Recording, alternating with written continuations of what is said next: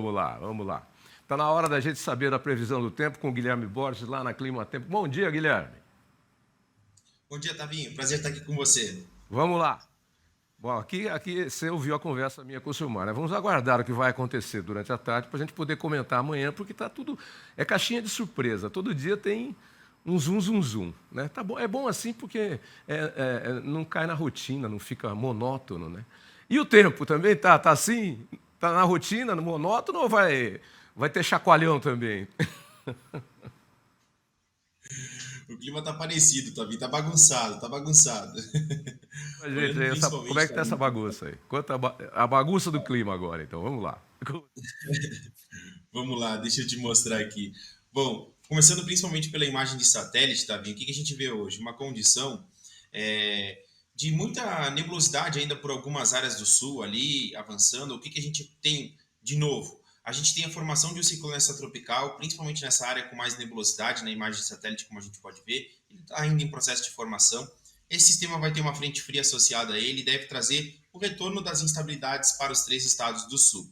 Olhando também para outras áreas desse mapa que se destacam, é principalmente a região norte brasileira, onde a gente tem uma condição de nebulosidade bastante presente. Isso deve permanecer ao longo do dia de hoje. No próximo mapa, a gente vai ver principalmente o mapa de ícones para hoje. A gente pode ver que nas áreas em verde tem a concentração das instabilidades ao longo do dia de hoje, destaque para os três estados do sul, principalmente como o centro-norte do Rio Grande do Sul, Santa Catarina e também a faixa mais sudoeste do estado do Paraná. Para a região central brasileira, a gente continua embebido nessa massa quente, sem expectativa de chuva. Destaque para essas áreas em amarelo no mapa, onde o sol predomina, sem previsão de chuva. Para a região norte brasileira, fica parecido um pouquinho com a região sul, muitas áreas em verde ali, principalmente sobre o centro-norte do Amazonas, sobre o centro-norte do Pará, sobre Roraima e também sobre o Amapá. Então, a presença das pancadas de chuva ainda muito presentes nesta quinta-feira. Olhando principalmente o próximo mapa agora, a gente vai ver a previsão em questão dos temporais. Um destaque importante é que essa configuração meteorológica do ciclone no sul vai favorecer principalmente a chuva mais presente e também os temporais na região sul. Áreas em vermelho no mapa têm alerta para temporais, pegando principalmente o norte do Rio Grande do Sul, também boa parte da região centro-sul do estado catarinense e sua porção mais oeste. Para as faixas em amarelos também na região sul, há previsão de pancadas de chuva, mas com moderada forte intensidade.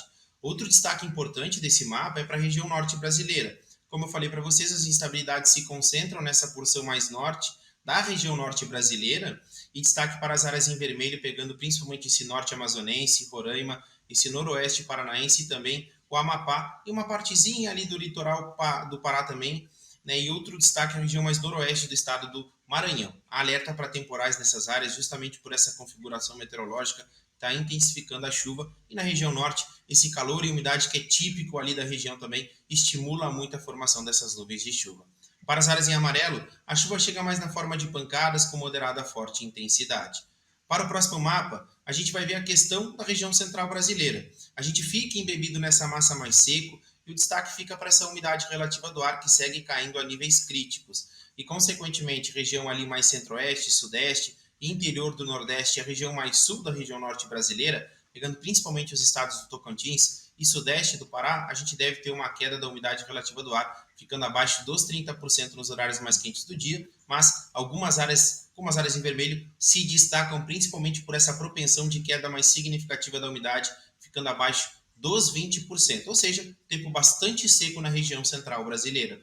No próximo mapa, a gente vai ver a questão das temperaturas. Um destaque importante é esse contraste térmico que a gente vem vendo ainda, que a gente viu ao longo dos últimos dias, deve ver muito ao longo do dia de hoje e também ao longo dos próximos dias. A região sul brasileira fica embebida nessa massa fria presente. A máxima em Porto Alegre não passa dos 18 graus. Curitiba tem máxima de 21 e São Paulo tem mínima de 20, máxima de 25. Essa condição de temperatura máxima mais reduzida na região sul brasileira, centro-sul como um todo, e a região mais central e norte brasileira tendo essa máxima se elevando com muita facilidade. A gente deve ter em Palmas 35 graus de máxima, em Manaus 31 graus de máxima, em Rio Branco a máxima deve chegar aos 32. Outras áreas também da região norte se destacam pela elevada temperatura ao longo do dia de hoje. A gente deve ter 31 graus em São Luís, no Maranhão, e algumas áreas ali também do litoral nordestino, como Fortaleza, no Ceará, deve ter máxima de 31, ou seja, um dia bastante quente. No próximo mapa, a gente vai ver agora a previsão de chuva mais prolongada. E falando principalmente desse período que vai de 8 de agosto até 12 de agosto, a gente vai ver que essa concentração das instabilidades fica ainda principalmente no litoral do sul e do sudeste, devido a algumas frentes frias que irão passar e estimular essa condição de pancadas de chuva.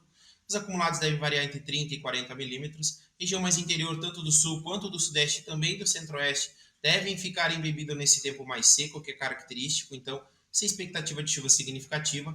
Para a região norte brasileira, a gente vai ter essa concentração dos volumes de chuva mais presentes e mais volumosos. Destaque para o noroeste amazonense, também a região centro-norte do Pará, Amapá e também Roraima. Os acumulados nessas áreas devem variar entre 70 e 100 milímetros de chuva, com destaque principalmente para essa região norte de Roraima, que é muito chuvosa, com os acumulados chegando aos 100 milímetros, tá, Vinho? No próximo mapa, agora a gente vai ver a previsão de chuva mais prolongada, por um período um pouquinho mais distante. A gente vai ver entre 13 de agosto e 17 de agosto, e a gente vai ver que tem um contraste muito significativo, a chuva reduz bastante nesse período em comparação ao primeiro, e a gente vai ver que principalmente as pancadas de chuva no centro-sul brasileiro se concentram no litoral do sudeste e também no litoral ali do sul do Brasil, mas são acumulados que variam entre 10 e 15 milímetros, vai ser um período de tempo mais seco, né? E olhando para a região norte, destaque principalmente para o centro-norte amazonense, para o Pará, o Roraima e também para o Amapá, que seguem embebidos nessas pancadas de chuva, mas os volumes de chuva bem mais comedidos estavam em comparação a esse início de agosto. Os acumulados nesse período devem variar entre 30 e 60 milímetros de chuva. Ok, então, tá aí a previsão do tempo e as informações para você fazer aí o seu planejamento, o seu plantio, sua colheita. Siga sempre as nossas informações aqui da Clima Tempo. Ô, Guilherme, vamos mudar um pouquinho de assunto. Você torce para que time? Eu sou gaúcho, Tavinho, tá? Eu torço pro Grêmio, Pro né? Eu Grêmio? moro em São Paulo, mas eu sou gremista. Ah, bom. Então, é porque eu ia brincar. Eu estava vendo os jogos de ontem à noite, eu fiquei feliz da vida com a eliminação do Flamengo. Eu não sabia que a desgraça ia cair, o raio ia cair depois em cima do Palmeiras. Agora, pequeno detalhe dos observadores. O Corinthians é alvinegro. Está cheio de problema, até com a polícia, com a diretoria, com o técnico, com todo mundo. Passou. O Botafogo está cheio de problema, alvinegro. Passou. O Atlético Mineiro, alvinegro. Tem até jogador lá na justiça querendo receber dinheiro. Passou. Eu acho que tem que botar uma crise aí no Palmeiras, porque os times em crise estão jogando bola e os times que não estão em crise, Flamengo, Palmeiras, etc. e tal. São Paulo foi eliminado ontem também. Esses estão pagando perrengue, né? Ciência, Otavinho, quem tá nessa crise aí que precisa correr atrás de dinheiro tem que dar muito sangue no campo, né? Aí acaba, às vezes, no time que está com estabilidade financeira, acaba relaxando um pouco mais. Quem está com crise corre mais do que quem tá com as contas em dias, né? Fica valendo aquela letra do Paulo Coelho que cantava o saudoso Raul Seixas.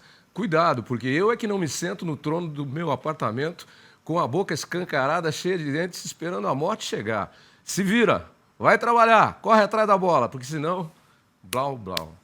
Guilhermão, amanhã você volta, tá? Abração, tchau. Obrigado, Tavinho. Prazer estar aqui com você. Um bom dia para você e para toda a audiência. Até mais.